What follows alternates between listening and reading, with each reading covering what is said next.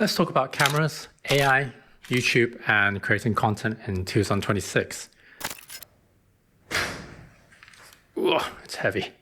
This is the C100 Mark II. It's big, it's heavy, expensive when it came out back in 2014. It was launched at roughly $5,500 US, I believe. Oh, let me put it down first. I bought it used, relatively cheap. Turns out it had some issues and I actually needed to get it fixed at Canon.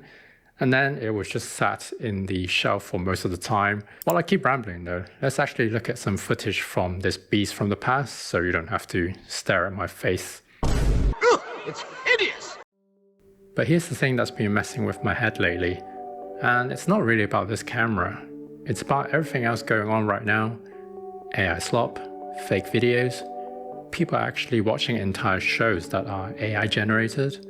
And somewhere in the middle of all that noise, I started asking myself, does any of this even matter anymore?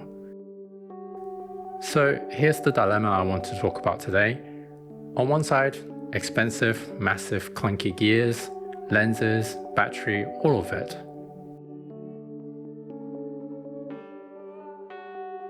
Is it even worth it?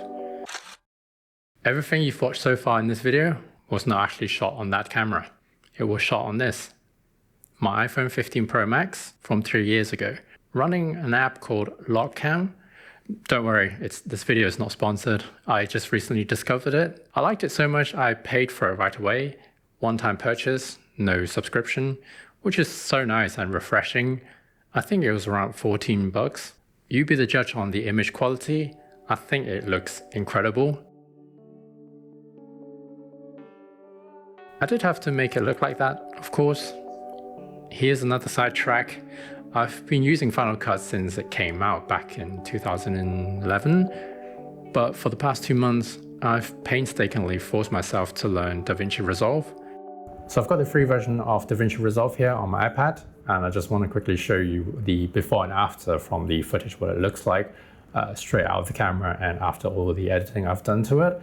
I'm not going to dive into the nitty-gritty details. I know it looks very complicated, and it kind of is, even though I'm used to editing videos and I'm used to Photoshop and all that. But for some reason, this DaVinci Resolve interface seems very daunting at first. This is with everything turned off straight from the camera. This is what you expect it to look like. And through the power of editing, this is what it looks like after. So hopefully this just gives you a quick taste on what DaVinci Resolve can do, or with any other editing software, to be honest. But this is what really inspired me by watching other people do, like going through all these different nodes and effects.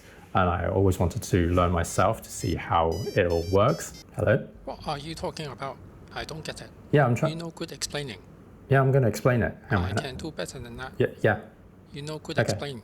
I can do No, better I'm just than about that. to make my final Why point. you no get proper job? Where is my money? I can do better than that. Yeah. You waste my time.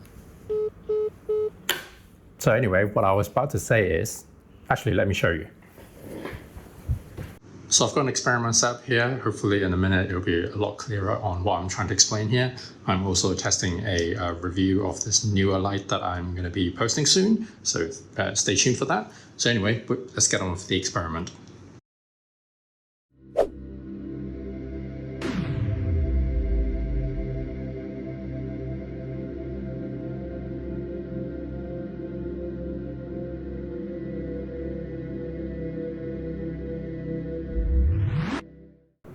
We barely scratched the surface. Stop it. What were you just doing? You should be ashamed of yourself. There's so much to learn, and like I said, this video has so much I want to talk about, but I've also learned recently to take things a step at a time and embrace the jankiness of everything. And that actually leads me to a bigger question I've been sitting with. Does any of this actually matter? This channel didn't start with some big, clear mission statement. It started as fun. I wanted to share what I know. I wanted to help people. That's all there is to it. I use YouTube the same way a lot of you people probably do, for entertainment, for how-tos, for reviews. But somehow along the way, I feel like everything online has gone one of two directions. It's either sloppy or thrown together nonsense, or way too serious, overproduced, chasing clicks and money. I actually just checked my YouTube studio numbers for the last month before making this, which I don't even normally look at. Maybe that's the problem. So how much did I get from YouTube? Drum roll, a grand total of 30 quid, or about $40. Before I wrap up, I wanted to say something else. That is, thank you to everyone who supported this channel over the years. This one's a little different than usual. I just woke up today. Well, no, I didn't just wake up now. I mean, I woke up today and I just felt like I wanted to say something and make something without a proper plan, which I normally do for my videos. Just be spontaneous for once. It reminded me where I started, just shooting stuff just for the sake of it, for myself, or just to help someone without overthinking everything, hoping it might inspire somebody down the line. But for now, as always, thanks for watching.